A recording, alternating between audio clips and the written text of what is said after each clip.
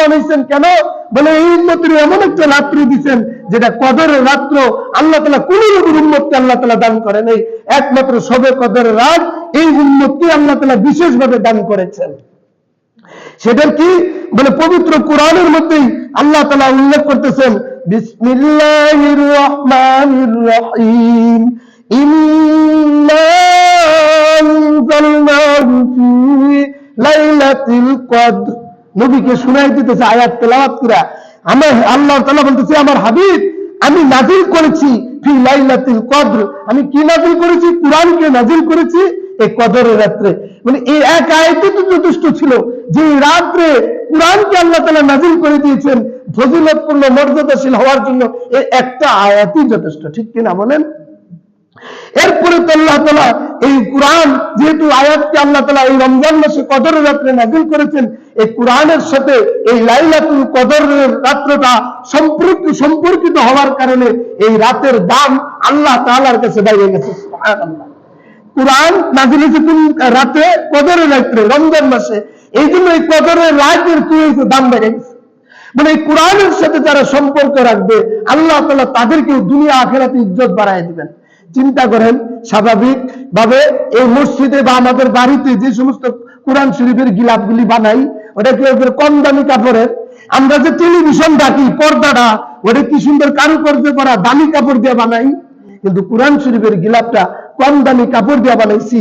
কিন্তু এই গিলাপটা যদি হাতের থেকে ভুলে পড়ে যায়, ইচ্ছে করে ফালাইলে ভুলে পড়ে গেছে, একটা ছোট বাচ্চাও যদি দেখে এটা উঠায় কি করে? চুমা খায়, বুকে লাগায়, চোখে লাগায়।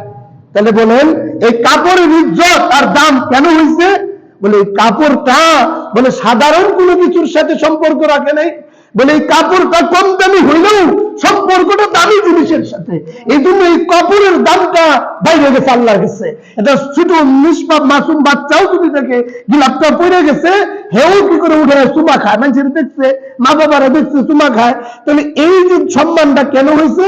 কোরআনের সাথে সম্পর্কিত থাকার কারণে। সমস্ত মাসের চাইতে রমজান মাস হলো শ্রেষ্ঠ মাস, কারণ কোরআন এই অন্য মাসে নাযিল হয়েছে, রমজান মাসে নাযিল হয়েছে, এই জন্য রমজানের দাম বাইরে গেছে।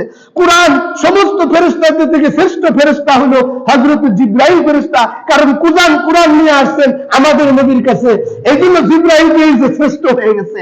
বলে সমস্ত শহরের চাইতে শ্রেষ্ঠ শহর হয়ে গেছে মক্কা মদিনার শহর, কারণ ওই শহরে আল্লাহ তাআলা কোরআন নাযিল করেছেন।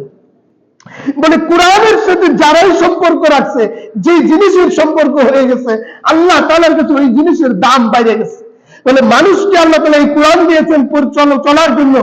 মানুষ যদি এই কোরআন অনুযায়ী তার জীবনকে চালায়, তাহলে ওই মানুষটাও আল্লাহ তাআলার কাছে কি হয়ে যাবে? বলেন দামি হয়ে যাবে। আমরা কি আমাদের দাম বাড়াইতে চাই কিনা বলেন?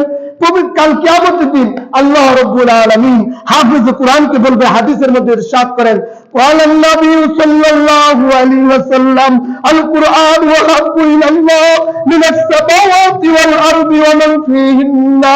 আল্লাহর হাবিব সাল্লাল্লাহু আলাইহি ওয়াসাল্লাম বলেন, কাল কিয়ামতের দিন হাফিজে কোরআনকে বলা হবে। বলে এরকম ভাবে আল্লাহ তাআলা বলেন, আল কুরআন ওয়াহাব্বু আহাব্বা ইলাল্লাহ, কোরআন হলো আল্লাহর কাছে সবচেয়ে প্রিয়। মিনাস সামাওয়াতি ওয়াল আরদি, আসমান এবং জমিন এবং এই দুইয়ের মাঝে যা কিছু আছে সব কিছুর চাইতে কোরআন কি বলেন? আল্লাহর কাছে প্রিয়। আল কুরআন ওয়াহাব্বু ইলাল্লাহ, কোরআন আল্লাহর কাছে প্রিয়। এই কোরআনের সাথে যারা সম্পর্ক রাখবে সেই বান্দাটাও আল্লাহর কাছে কি হয়ে যাবে? বলেন প্রিয় হয়ে যাবে। এই জন্য হাদিসে পাকের মধ্যে আল্লাহর হাবিব সাল্লাল্লাহু আলাইহি ওয়াসাল্লাম ইরশাদ করেন, قال النبي صلى الله عليه وسلم أكرم اقرأ وارتقي ورتل كما كنت ترتل في الدنيا। আল্লাহর হাবিব সাল্লাল্লাহু আলাইহি ওয়াসাল্লাম বলেন, কাল কিয়ামতের দিন ওই হাফেজে কোরআনকে বলা হবে, ইকরা তুমি পড়তে থাকো, ওয়ারতাকি এবং চড়তে থাকো, ওয়ারাতিল কামা তুমি এরকম ভাবে ধীরে সুস্থে পড়ো যেমনই ভাবে তুমি দুনিয়াতে তার তিলের সাথে কোরআনকে পড়তে। বলে কারণ ফাইন্না মানজিলাকা ইনদা আখিরি আয়াতিন তাকরাউহা, বলে তোমার পড়া যেখানে যায় শেষ হয়ে যাবে, মানে জান্নাতে সেইখানে তোমার মাকাম হবে। সুবহানাল্লাহ। তো হাফেজে কোরআনের আজকে আমরা যে যত আয়াত মুখস্থ থাকবে, কাল কিয়ামতের দিন আল্লাহ তাআলা তারে তত তাআলা জান্নাত দান করবে। এজন্য কোরআনকে আমরা যত বেশি পড়ব, যত বেশি মহব্বত করব, যত বেশি মুখস্থ করার চেষ্টা করব, অত বেশি ফজিলত আর ইজ্জত আর মর্যাদা আল্লাহ তাআলা আখিরাতে আমাকে আপনাকে দান করবেন। সুবহানাল্লাহ। আল্লাহ তাআলা কোরআনকে বেশি বেশি পড়ার তৌফিক দান করেন আমাদের সকলকে। বলে সম্পর্কের কারণে কি হয়, জিনিসের দাম বাইরে যায়। একটু আগে আপনাদেরকে শুনে